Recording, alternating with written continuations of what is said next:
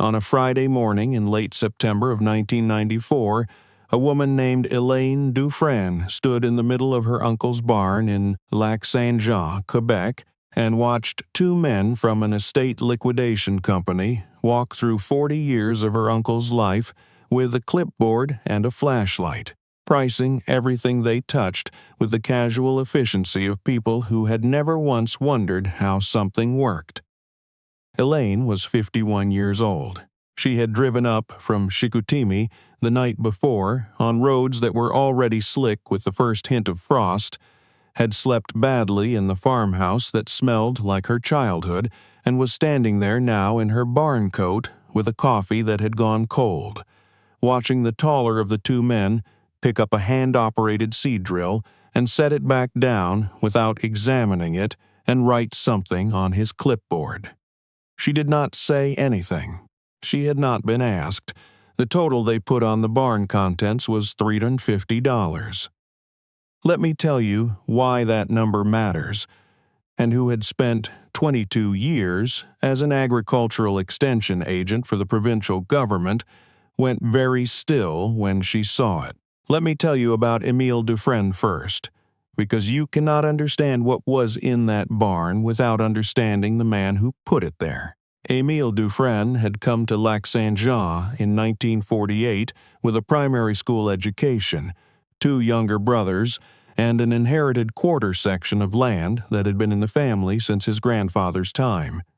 He was 24 years old. He spoke Quebecois French and understood English well enough to read instruction manuals, which was all the English he ever needed. He farmed grain and kept a small dairy herd, and never in his life planted a field he had not first walked on his hands and knees, which was not a metaphor. That was a thing Emile actually did. He walked his fields in early April before the ground had fully thawed, and he pressed his palms flat against the soil and felt for moisture content and compaction, and he made his planting decisions from what his hands told him. People in the county found this eccentric.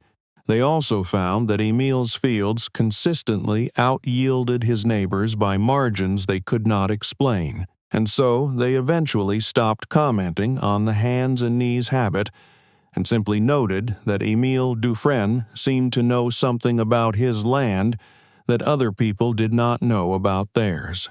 Emile died in the spring of 1994 at 70 years old of a stroke that came for him between supper and the evening news on a Tuesday in March. He was found by his neighbor, Gilles Fortier, who had come over to return a post-hole auger he had borrowed the previous fall. Emile was in his chair with the television off and his hands folded in his lap, which Gilles said later looked like a man who had simply decided he was finished for the day, which was, in its way, exactly right. He had never married.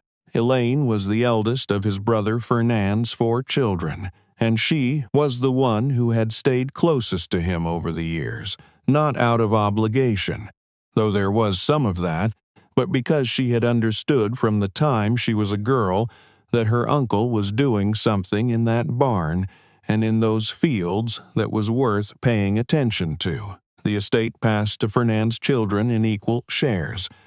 Fernand himself had died 5 years earlier. There was some discussion among the 4 siblings about what to do with the farm, and the decision was made, without much deliberation, to sell the land and liquidate the contents of the buildings, since none of them farmed, and the land would go to someone who did. Elaine had agreed to this. It was the practical choice. She was not a farmer. She was an extension agent, which is a different thing, though the distance between them is smaller than most people suppose. What she had not anticipated was what she would find when she went into the barn. Let me tell you about the week before the estate sale, because that is where this story actually begins. Elaine drove up from Chicoutimi on a Wednesday, 2 weeks before the liquidation date, to sort through the farmhouse and the outbuildings and pull out anything that was personal before the estate company came in. She had expected this to take a weekend. It took longer than that. not because there was so much that was personal and sentimental, but because of what she found in the barn. The barn was a standard Quebec bank barn, fieldstone on the lower level and board and batten above, built sometime in the 1920s and kept in meticulous repair by Emile for his entire adult life. The upper level had not been used for livestock in 20 years.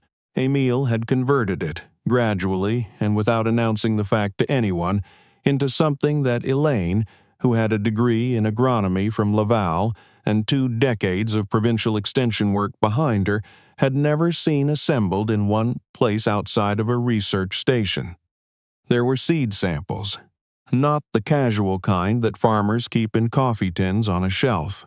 There were sample jars, glass, labeled in Emile's small angular handwriting, organized on shelves he had built himself from pine boards, sorted first by crop type and then by year.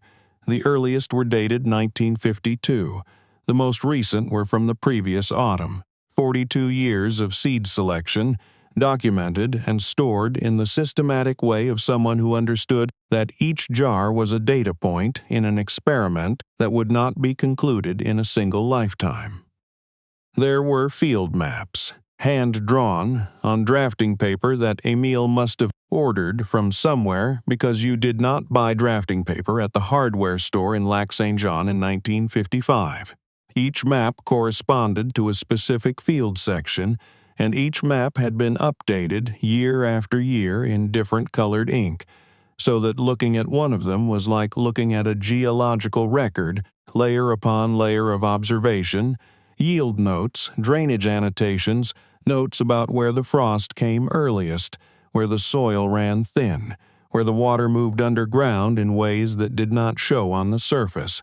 There were notebooks, 6 of them, school exercise books with red covers, the cheap kind that children bought in September. Emile had filled them over 40 years with observations about his land that were, Elaine realized as she stood in that converted barn loft reading, not the casual notes of a farmer keeping records, but something closer to what she produced in her professional work. Rigorous, systematic, cross-referenced, notes on which seed selections had performed under drought stress and which had failed, on how changing the timing of a particular operation by 4 days had affected yield, on the relationship between soil temperature at depth and germination rate in the specific microclimate of his quarter section. Elaine stood in that loft for 3 hours without doing anything useful. She walked the shelves. She opened jars and looked at the seed inside. She read passages from the notebooks at random, the way you read a book you have stumbled into and cannot put down, and she understood, with the particular clarity of someone who had spent a career trying to get farmers to document exactly these kinds of observations, that what her uncle had been doing for 40 years was serious science conducted without a laboratory, without funding, without institutional support, and without any apparent interest in recognition. She also understood what the estate company was going to do with it. She drove back to Chicoutimi on Friday with the notebooks in the back seat of her car and a feeling she could not entirely name, which was partly grief and partly something closer to urgency. The problem was practical. The estate sale was in 2 weeks. The liquidators had the contents of the barn priced collectively at $350, which included the shelving Emile had built, the seed jars, the field maps, the tools, the notebooks, and 2 old pieces of seeding equipment that were certainly worth something to someone who knew what they were. The notebooks alone, Elaine understood, were worth substantially more than that, not in any market that currently existed for them, but in the kind of value that her professional life had taught her to recognize, documented, reproducible knowledge about a specific piece of land accumulated over 4 decades and written down in enough detail to be used. She was not sure what to do about this. She had not told her siblings what she had found. She had not argued with the liquidation price.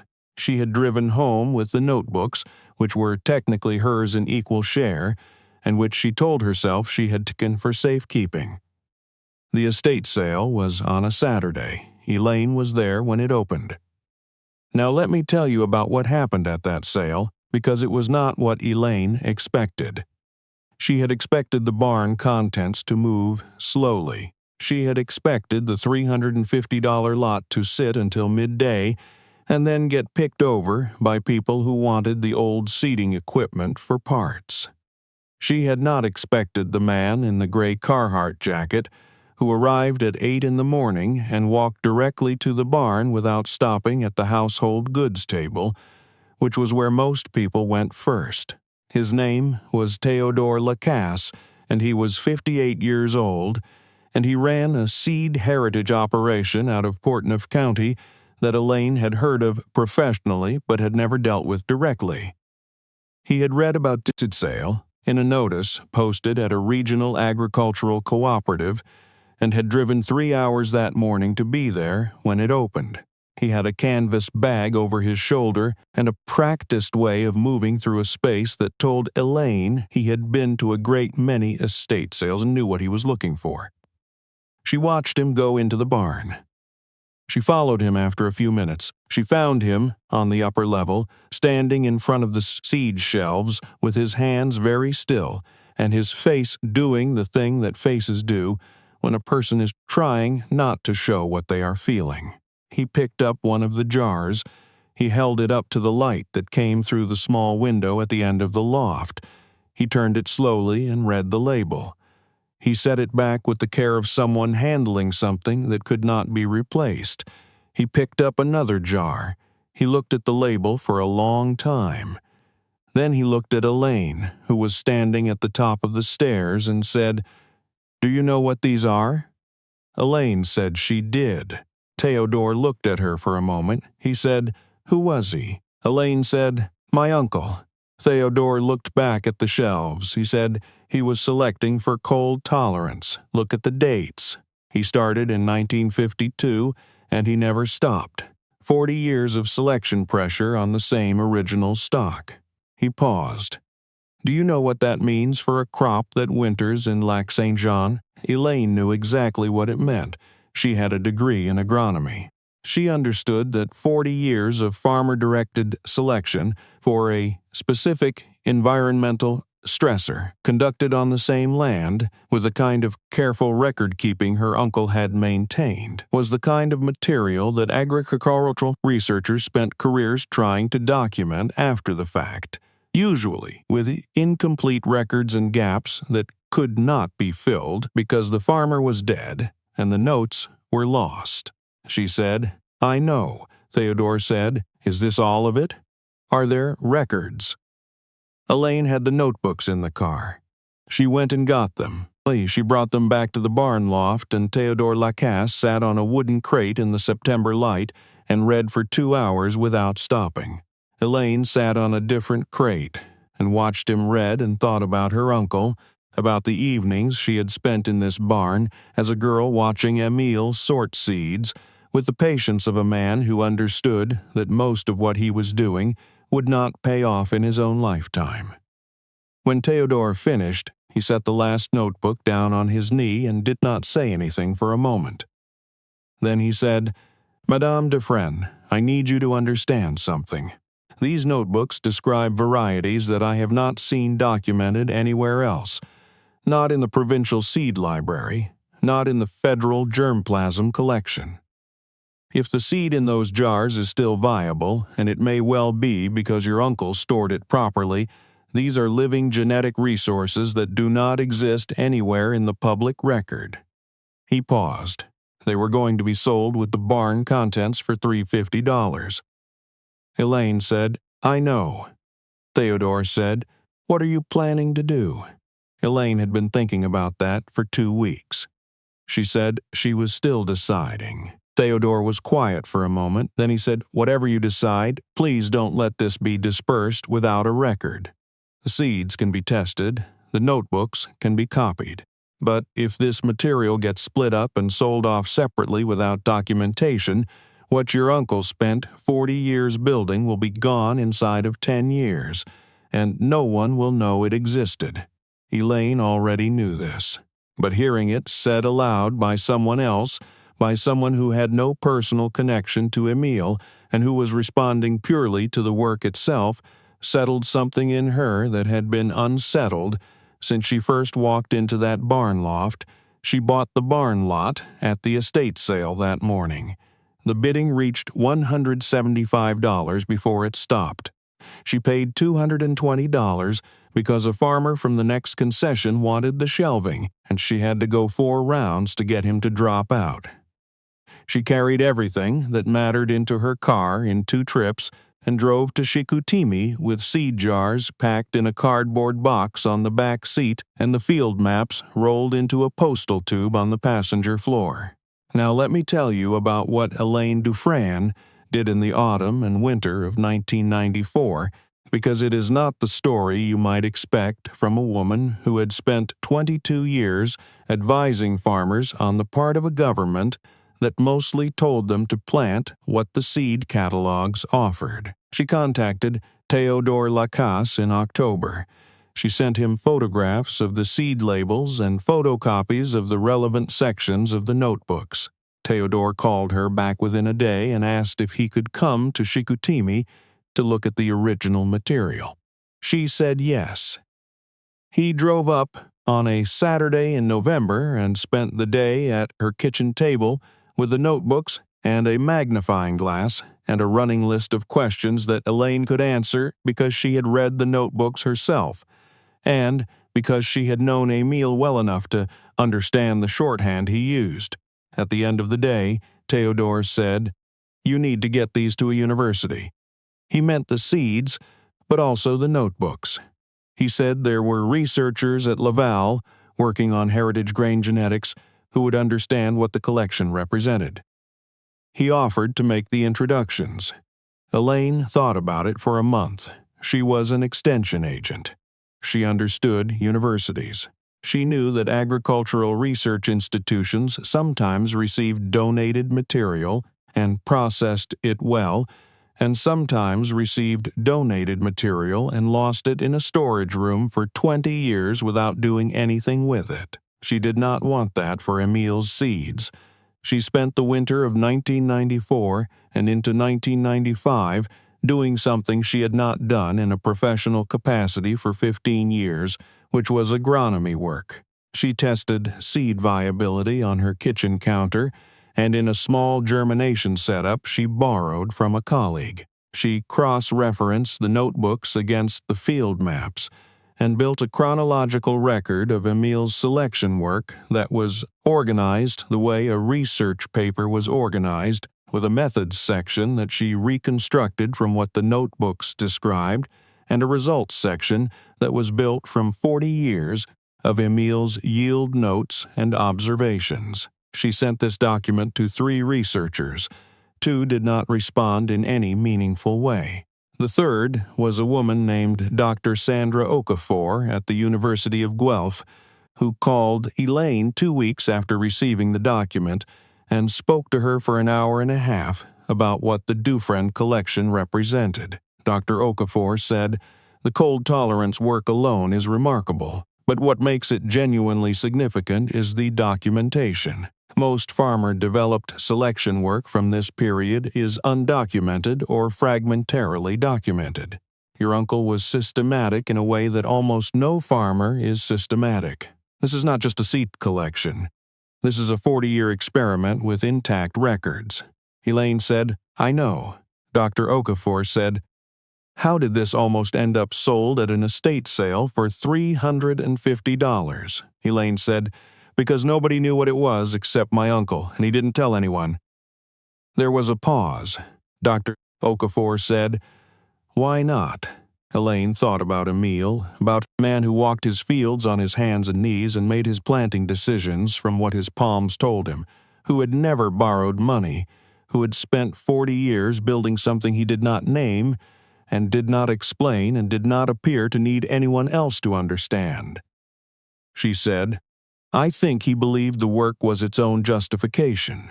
Dr. Okafor was quiet for a moment. Then she said, "We need to talk about formalizing this. There are preservation protocols. There is funding available for exactly this kind of heritage material, but it has to be documented properly, and someone who understands both the science and the history has to be involved. Elaine said, "I understand both." Dr. Okafor said, "Yes, I think you do." Let me tell you about what happened over the following 3 years, because the barn in Lac-Saint-Jean was only the beginning of it. Elaine Dufresne retired from her extension position in early 1996 at 53 years old, which surprised her colleagues and which she did not fully explain to her employer. She applied for and received a small heritage agriculture grant from the provincial government, which was a reasonable source of funding for this kind of project, and which she had helped other people apply for over the course of her career without ever imagining she would apply for it herself. She worked with Dr. Okafor and with Théodore Lacasse and with a graduate student at Guelph to produce a formal documentation of the Dufresne collection, which was the name they gave it, a name that would have made Émile uncomfortable with its formality, and which Elaine used anyway because it was accurate. The germination tests showed that 63% of the seed sluts were still viable after storage. The non-viable lots were documented from the notebooks. The viable lots were cataloged, multiplied under controlled conditions, and accessioned into the National Plant Gene Bank in Saskatoon, where they were formally preserved as a distinct collection. The notebooks were digitized and deposited with the University Library at Laval, where they remained accessible to researchers. Dr. Okafor published a paper about the cold tolerance work that cited Émile Dufresne as the primary investigator, which was not a conventional attribution for a farmer with the primary school education and no institutional affiliation, but which was accurate and which Dr. Okafor insisted upon. Elaine spent 4 years doing this work. She was not paid particularly well for it. The grant money covered direct costs and a modest stipend, and she supplemented from savings without complaining about it because the work was the work and it needed doing, and she was the person who understood it well enough to do it. Théodore Lacasse grew several of the viable heritage grain varieties on a demonstration plot at his Portneuf operation and presented the results at a provincial agricultural conference in 1997. He credited the Dufresne collection in his presentation and noted that the cold tolerance characteristics Émile had selected for over 40 years were significantly more pronounced than anything currently available in commercial seed catalogs. 2 researchers at the conference asked for access to the material. Both of them eventually published work that traced back in its footnotes to a barn loft in Lac-Saint-Jean and to a man who had never known his name would appear in a university library catalog. Let me pause here and ask you something, because I want you to think about what Elaine Dufresne actually did in that barn loft and what it cost her and what it gave back. She spent $220 at an estate sale. She spent a career's worth of expertise that she had been applying to other people's farms for 22 years, and that she had never, until that Saturday morning in September of 1994, directed toward something she personally understood to be worth doing.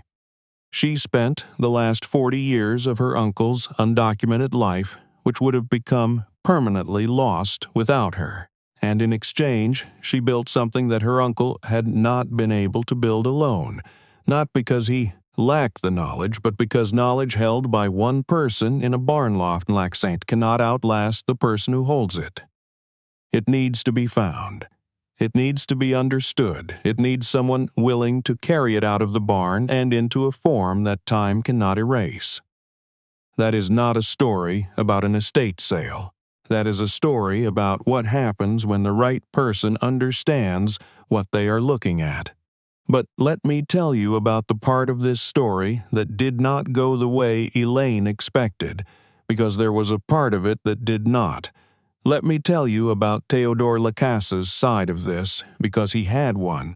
Théodore was a careful man who had spent 30 years in heritage seed work and who had learned over those 30 years to manage the particular emotion that came with finding material that should have been preserved and almost wasn't. He was professional about it. He did not allow himself to be sentimental in ways that interfered with the work. He had seen too many collections lost to know that sentiment without action was merely another form of loss.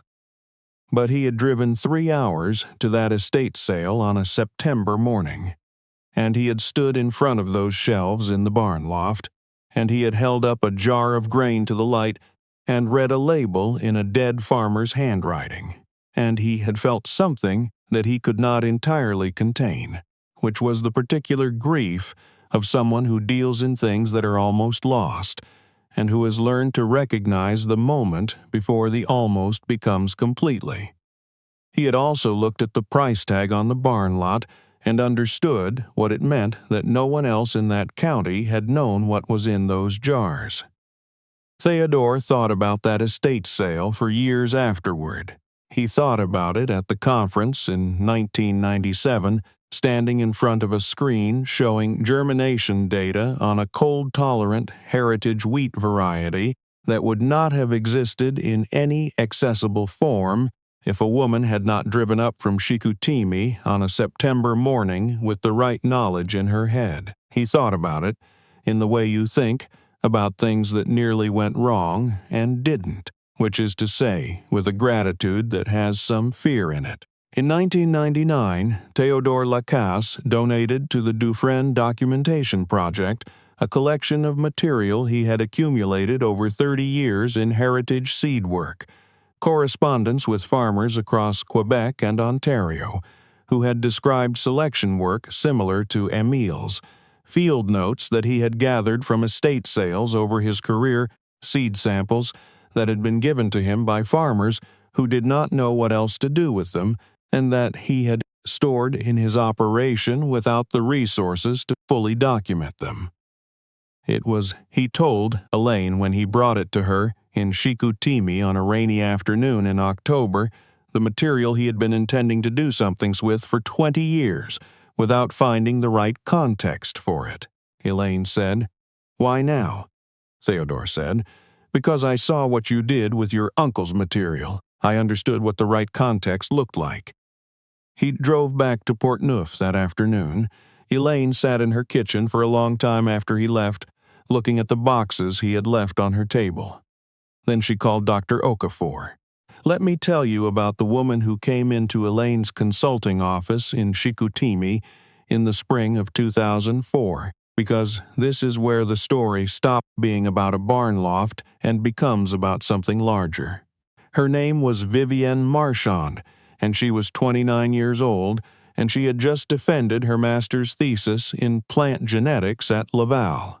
Her thesis had cited the Dufresne collection twice, and she had spent a semester working with the digitized notebooks as part of her research, and she had come to Elaine because she wanted to talk about what came next. Vivienne sat across from Elaine at the kitchen table, where Elaine had done most of this work for the past 10 years, and she said that she had been thinking about the gaps.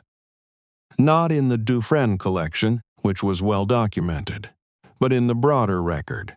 She had been looking, as part of her thesis work, at how much farmer-developed selection work from Quebec and Ontario had gone undocumented in the 20th century, and the picture was not good.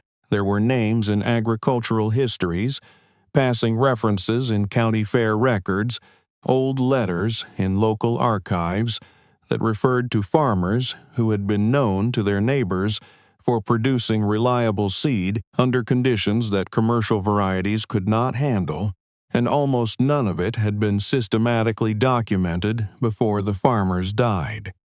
She said she thought there was still time to recover some of it if someone started looking now. Elaine said, "What do you mean by some of it?" Vivienne said she had identified 14 farms in Quebec and Ontario where surviving family members might have material, records, or recollections that could be documented before they were lost. She said she had funding from a federal heritage research grant to do the fieldwork. She said she needed someone who understood both the agronomy and the archive side, who could interview family members and evaluate material and know what was worth pursuing and what wasn't. Elaine looked at her for a moment. She thought about a barn loft in 1994 and about a price tag, and about what it had cost to understand what she was looking at and what it had given back. She said, "When do you start?" Elaine said, "I'll need to clear some time." Vivienne looked at her. She said, "Just like that?" Elaine said, "Just like that." Vivienne Marchand spent the following 6 years doing that field work, and Elaine Dufresne was part of it for 3 of them. The project documented 11 of the 14 farms Vivienne had originally identified. Of those, 4 had material of significant research value. Of those 4, 2 had material that traced directly to the same cold tolerance work that Émile Dufresne had done independently in Lac-Saint-Jean, which suggested that the selection pressure was real and that other farmers in the region had noticed it and responded to it without knowing that anyone else was doing the same. The project's final report cited Émile Dufresne as an early example of the systematic farmer researcher, a category that the report argued had been systematically undervalued by agricultural institutions because it did not look like science from the outside. Elaine read that section of the report at her kitchen table in Chicoutimi on a February afternoon and sat with it for a while. She thought about a man pressing his palms flat against the soil in April, reading the land with his hands because that was how he had learned to read it, and about what it had meant that he had written it all down in 6 red exercise books that no one had opened until after he was gone. She thought about what it had cost to nearly lose it and what it had taken to save it. The consulting practice Elaine ran out of her home in Chicoutimi for the last 15 years of her working life was not a large operation. It was Elaine and a part-time assistant and later a junior consultant named Daniel, who had started as a graduate student and stayed because the work suited him.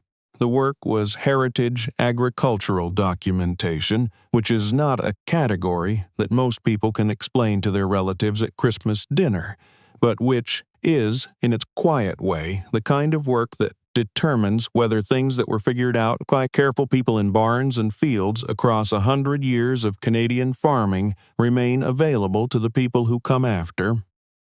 Elaine retired in 2013. She was 70 years old, the same age her uncle had been when he died in his chair with his hands folded in his lap. She did not stop working entirely. She consulted occasionally, answered questions that Daniel could not answer, drove to Lac-Saint-Jean once a year to walk the fields that had belonged to Émile and that were now farmed by a young couple from Alma, who grew heritage grains, and who had, in their first year on the land, called Elaine to ask about the soil characteristics in the northeast corner of the back field, which drained differently from the rest, and which produced a slightly different yield profile that they could not explain. Elaine had explained it. She had explained it from the field maps that were now in the digital archive at Laval, and from the notebooks, and from what she remembered of walking that field with her uncle as a girl when he had pointed at the northeast corner and said that the water moved underground there in a way you had to account for, and that nobody else could feel it but him. She died in 2021. The obituary in Le Quotidien ran 5 paragraphs and mentioned the Dufresne collection and the consulting work and her years in extension. It did not mention a barn loft in September of 1994 or a price tag of $350, or a woman standing very still looking at a number that did not account for what it was pricing. Obituaries rarely mention the moment that everything turned on. Let me tell you one last thing, because the story does not end with Elaine. Let me tell you about Théodore Lacasse, because he has one more appearance in this story, and it matters. Theodore had kept restoring old seed varieties at his Port-Neuf operation until he was 72, when the physical demands of the field work became more than he wanted to manage. He sold the operation in 2008 to a younger couple who wanted to continue the heritage seed work and who had heard of Theodore through the networks that Elaine's documentation project had helped build. He kept a small plot at the back of the property by arrangement with the new owners and worked it himself for 3 more seasons, growing varieties that he had been maintaining for 40 years and that he was not quite ready to hand off entirely. In 2011, Theodore Lacasse sat down and wrote a notebook. Not the kind that Elaine Dufresne had written, the systematic, decades-long record of a man conducting a life's work. Theodore had run an operation and had institutional records and field reports from 30 years of professional heritage seed work. He did not need to write down what he had done. What he wrote down was what he wished he had understood earlier, the things that the work had taught him that were not in the field reports, the instincts that had developed over 3 decades of looking at seeds in jars in barn lofts and in estate sale boxes and in donation boxes left outside agricultural co-ops by farmers who did not know what else to do with them, what it felt like to recognize something, what it looked like when a collection had been assembled by someone who understood what they were doing versus someone who was accumulating without intent, how to tell the difference between material that was irreplaceable and material that only felt that way because it was old. He wrote about the barn loft in Lac-Saint-Jean in 1994. He wrote about the jars on the shelves and about Elaine Dufresne standing at the top of the stairs and saying she knew. He wrote about what it had felt like to sit on a wooden crate and read a dead farmer's notebooks, and understand that the knowledge in them had nearly been sold for the price of a decent winter coat. He wrote, "Near the end, I almost did not drive 3 hours that morning. I had seen the notice, and I had thought there was probably nothing there. I went anyway because I have learned over 30 years that probably nothing is not the same as nothing, and that the only way to know the difference is to go." Theodore died in 2015. His son found the notebook in the workshop and brought it to the Port-Neuf operation, where the new owners kept it on the shelf above the seed storage room. Daniel, Elaine's junior consultant, has a copy of it now. Elaine had given him a photocopy in 2013, when she retired, saying only that it was useful and that he should read it before he got in the habit of deciding from a distance whether something was worth the drive. He has read it 3 times.